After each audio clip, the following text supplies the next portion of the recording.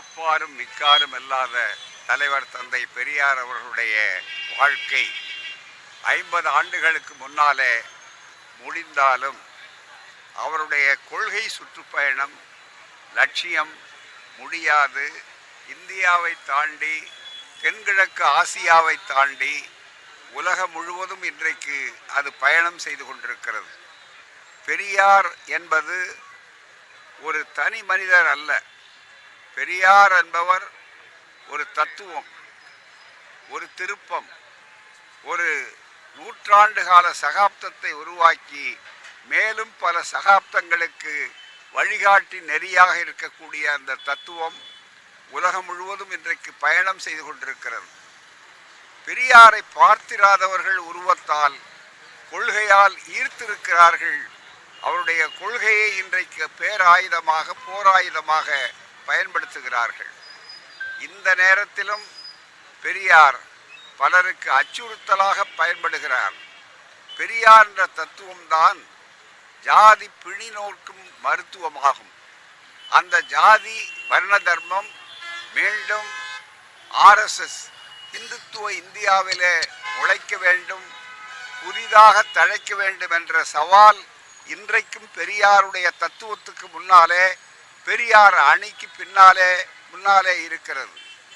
எனவேதான் இன்றைக்கும் பெரியார் போராட்ட களத்திலே நின்றாக வேண்டும், வென்றாக வேண்டும் என்ற அவசியத்திலே இருக்கிறார்கள். அதன்படி இப்போது உள்ள நிலை தெளிவான ஒரு அறைகூவல். அதை பெரியார் ஏற்பார், வழக்கம் போல வெற்றி பெறுவார். இந்துத்துவ இந்தியாவை, வர்ண தர்மத்தை காக்கின்ற இந்துத்துவ இந்தியாவை மாற்றி அனைவருக்கும் அனைத்தும் எல்லோருக்கும் பிறப்புக்கும் என்று சொல்லக்கூடிய அளவிற்கு வேதமிலா பெருவாழ்வு வாழக்கூடிய ஒரு சமூகத்தை, சமூக நீதி சமூக இந்தியாவை உருவாக்குவோம். அந்த இந்தியா திராவிட இந்தியா. எனவே இப்போது போராட்ட களம் தேர்தலாக இருந்தாலும் கூட இந்துத்துவ இந்தியாவுக்கும், வேதம் வளர்க்கும் இந்துத்துவ இந்தியாவிற்கும், வருணத்தை பாதுகாக்கும் இந்துத்துவ இந்தியாவிற்கும், அதே நேரத்தில் சமத்துவத்தை வலியுறுத்தக்கூடிய திராவிட இந்தியாவுக்கும் போராட்டமாக இந்த தேர்தல் களமும் அமைகிறது.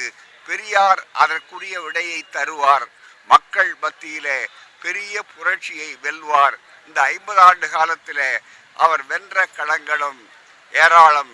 அதை போலவே தேர்தல் களத்திலும் வென்று புதியதோர் இந்தியாவை உருவாக்குவோம். இதுவே எங்கள் செய்தி.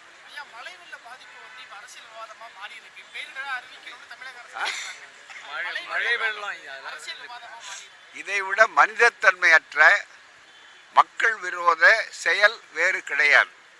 இதற்கு வாக்குப்பெட்டி மூலமும் தாராளமாக தமிழ்நாட்டு மக்கள் பதில் சொல்வார்கள். அதே நேரத்தில் மேடைகளிலும் எதிர்கொள்வார்கள். கொஞ்ச நஞ்சம் துளிர்க்கலாம் என்றிருந்த அவர்களுடைய நம்பிக்கையை நாசப்படுத்துகின்ற நல்ல பணியை இப்போது அவர்கள் இந்த வெள்ளத்தை பயன்படுத்தி காவிகள் செய்திருக்கிறார்கள். அதற்கு ஒரு நிதியமைச்சரே வழிகாட்டி இருக்கிறார். நிச்சயமாக அது அத்தனையும் மிகப்பெரிய சாதகமாக மக்கள் ஆக்கிக் கொள்வார்கள். எவைகளெல்லாம் எங்கள் மீது வீசப்பட்ட அசிங்கங்களோ குற்றங்களோ அவைகளெல்லாம் திராவிட பயிர் இதுவரையிலே வளரக்கூடிய உரங்களாக மாற்றப்பட்டதுதான் வரலாறு. இதிலும் அந்த வரலாறு திரும்பும். நன்றி.